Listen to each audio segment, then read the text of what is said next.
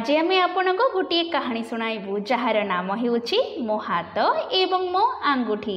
चलतु कहानीटी आरंभ करिबा। मो हाथ एवं मो आंगुठी। मो हाथ एवं मो आंगुठी करि पारिबो?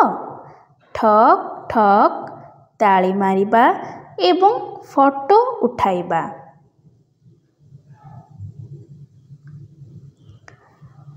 मो हाथ टाणी पारिबो एवं ठेली पारिबो एवं कागज जोता कलम चामच उठाई पारिबो एवं बड़ कार मध्य। मो हाथ छुई पारिबो अटार नरम साबुन रो ओजन ब्रश रो खदड़ा मुनिया मुन एवं ठंडा पानी सबु केते आनंद। मो हाथ बहुत शक्त गोटिए बड़ बाक्स को मध्य उठाई पारिबो जहाँकि मो साध्य बाहरे। किंतु ओ भगवान समय समय रे केते भूल मध्य होई थाए। बड़ ओजनिया बाक्स मो हाथरू खसी जाए।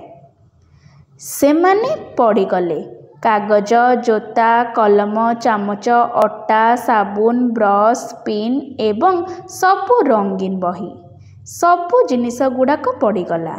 सबु गुड़ाक एपट सेपट होईगला। किपरि ठीक करिबी?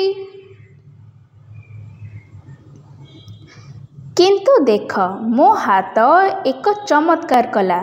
कागज कलम एवं अटा को संग्रह कला। चामच को टंगा गला ब्रश को रखिला पेन को गोटेइला एवं बही गुड़ाक। मो आंगुठी एवं हाथ पृष्ठा को ओलटाइला बहीरु किछि अनुभव कला। चित्र सबु मो आखि देखिला बही पढ़िला जेते बेले से क्लांत होई गला किंबा जेते बेले मोर अवसर समय थाए।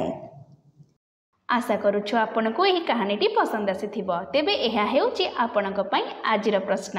आपण हाथ रे कौन कौन काम करंती एहार एक वीडियो प्रस्तुत करी आमको पठांतु।